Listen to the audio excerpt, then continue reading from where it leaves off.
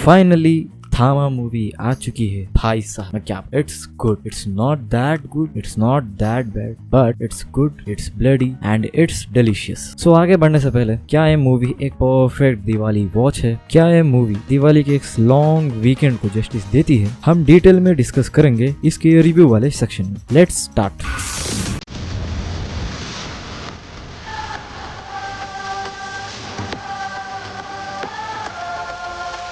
हम इसकी पॉजिटिव्स और नेगेटिव्स के साइड बढ़ने से पहले स्टोरी की एक बेसिक सी समरी हम जान लेंगे। बेसिकली स्टोरी में हमें वैम्पायर ऐसे डायरेक्टली शब्द को यूज करते हुए नहीं दिखाया गया है। इन्हें एक्चुअली बेताल कहते हैं। ये बेताल क्रिएट हुए हैं महाकाली और रक्तबीज की लड़ाई से, और रक्तबीज का खून पीने के लिए महाकाली ने इन्हें बनाया है। बेसिकली वैम्पायर कई सालों से एग्जिस्ट करते आए हैं। मूवी की स्टार्टिंग भी अलेक्जेंडर से होती है, जहाँ पर ये लोग कहीं जंगल में जाते हैं और वहाँ पर कई सारे वैम्पायर्स का अटैक हो जाता है और अलेक्जेंडर और उनकी सेना को ये लोग खत्म कर देते हैं। और यहीं पर ये रिवील होता है कि इनका एक लीडर होगा जिसे ये लोग थामा करके बुलाते हैं, जो कि हमारे नवाजुद्दीन का कैरेक्टर है। और इसके नेक्स्ट फ्रेम में हमें आयुष्मान खुराना के कैरेक्टर को दिखाया जाता है, जो कि एक रिपोर्टर होते हैं और ये कहीं माउंटेन्स में हाइकिंग करने जाते हैं, जहाँ पर इनके पीछे एक भालू पड़ जाता है और इनकी टीम तितर बितर हो जाती है। और भालू आयुष्मान खुराना पे अटैक करने ही वाला होता है कि रश्मिका मंदाना आके उन्हें बचा लेती है और वहां से इनका इलू इलू शुरू हो जाता है। इसके आगे हमें ये भी रिवील होता है कि इनकी एक पूरी कम्युनिटी है जंगल के एक खुफिया इलाके में, जहाँ पे लोग एक मंदिर कुछ सब बनाकर वहाँ पर ये लोग नवाजुद्दीन के कैरेक्टर को एक्चुअली इन लोगों ने कैद कर लिया है। कैद करने वाला रीजन ये है कि इन लोगों ने इंसानों को मारकर खून पीना बंद कर दिया है और नवाजुद्दीन के कैरेक्टर बस इंसानों को मारना चाहता है, इंसानों का खून पीना चाहता है, तो इसीलिए उसको कैद कर लिया है। इतनी सारी ब्रीफिंग के बाद रश्मिका का कैरेक्टर आयुष्मान खुराना को किसी तरह इन लोगों से बचा कर ले जाती है और ये आयुष्मान खुराना के साथ सेटल डाउन हो जाती है उसके शहर में। और बीच में कुछ ऐसे इंसिडेंसेस होते हैं जहाँ पर आयुष्मान खुराना मौत को टक्क से छूकर वापस आते हैं, जहाँ पर इन्हें मजबूरन वैम्पायर में कन्वर्ट करना पड़ जाता है रश्मिका जी को। और यहाँ से हमारे हीरो की जर्नी शुरू होती है एज अ वैम्पायर। और इसके बाद एक काफी बढ़िया कैमियो आता है, जहाँ पर भेड़िया वर्सेस वैम्पायर दिखाया गया है प्रॉपर, मतलब कि फुल जैक्ड फाइट, मतलब एड्रेनलिन रश वाली फाइट दिखाई गई है। मजा ही आ गया यार। इसके बाद हमें दिखाया जाता है कि एक पुलिस वाले का कैरेक्टर कैसे बैलेंस बना के रख रहा है इंसानों और वैम्पायर्स के बीच, मतलब कि शहर में ऑलरेडी वैम्पायर्स एग्जिस्ट करते हैं, बस ये क्या बोलते सो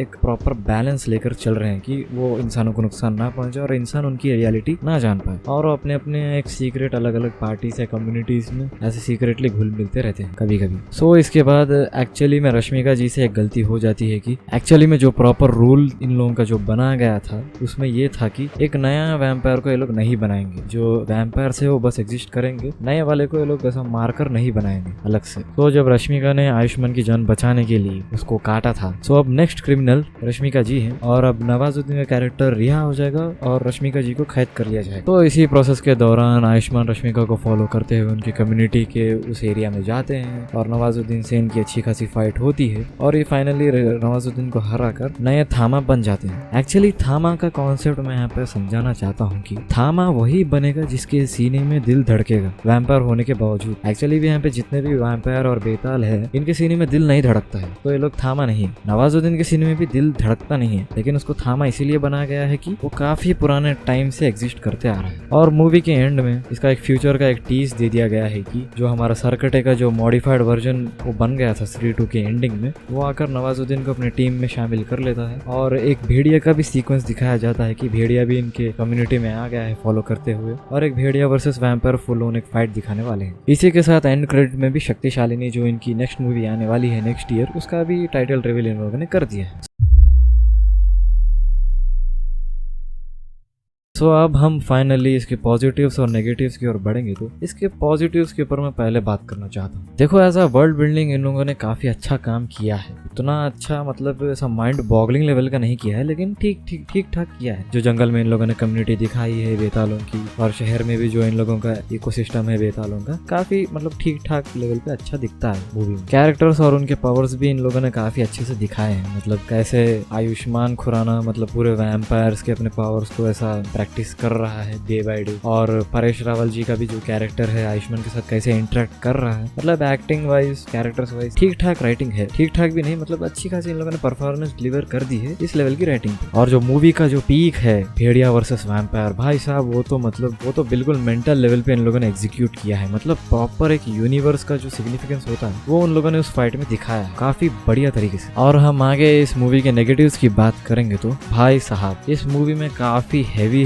नेगेटिव पॉइंट्स है, हैवी यानी कि आपको नोटिस हो जाएंगे वो लेवल के नेगेटिव्स है। हम शुरुआत करेंगे इसकी स्टोरी लाइन से, मतलब कि इसकी स्टोरी उतनी कुछ खास आपको इम्पैक्ट दिमाग में छोड़ती नहीं है, मतलब आप कैरेक्टर्स को देख के जरूर फैसिनेट हो जाओगे लेकिन एज अ स्टोरी मतलब कुछ याद आपको रहेगा नहीं, उतनी वीक स्टोरी लाइन है। और वैम्पायर वर्सेस भेड़िया के फाइट के अलावा इसके पास कुछ एक तगड़ा क्लाइमैक्स नहीं है, क्योंकि जो विलन इन लोगों ने लिखा है वो काफी ज्यादा वीक फील होता है। वीक फील होता क्या है, वो वीक दिखाया गया है, उतना कुछ ऐसा एक मैडनेस लेवल का विलन नहीं दिखाया गया है इसके अंदर, तो उतना कुछ ऐसा तगड़ा क्लाइमैक्स लगता नहीं है लास्ट में। और जो इन लोगों की कम्युनिटी और जो मंदिर वगैरह यहाँ पे दिखाया गया है उसमें भी उतना कुछ खास डिटेलिंग है नहीं, इन लोगों ने अपने अपने अलग अलग ऐसा रूल्स बना लिए हैं, लेकिन वो रूल्स क्यों बनाए गए हैं, वो उसको तोड़ने से क्या होगा, क्यों बनाए गए हैं असल, तो उसके ऊपर उतना कुछ इन लोगों ने डिटेलिंग प्रोवाइड नहीं की है। और मूवी में जो VFX इन लोगों ने यूज किया है इन उनके पावर्स वगैरह दिखाने में वो भी काफी हल्का फील होता है, मतलब थोड़ा सा हल्का क्वालिटी का फील होता है, उतना ऐसा रियलिस्टिक वे में फील नहीं होता है। रियलिस्टिक क्या बोलूं मैं, इम्प्रेसिव वे में उतना फील होता नहीं। तो हाँ ये सब कई सारे कमियां हैं मूवी में। और वो लव एंगल वाला भी यार, लव एंगल मतलब मूवी का फर्स्ट हाफ पूरा लव एंगल पर ही चलता है, तो वो भी आप लोग तैयार रहना होगा उसके लिए भी। सो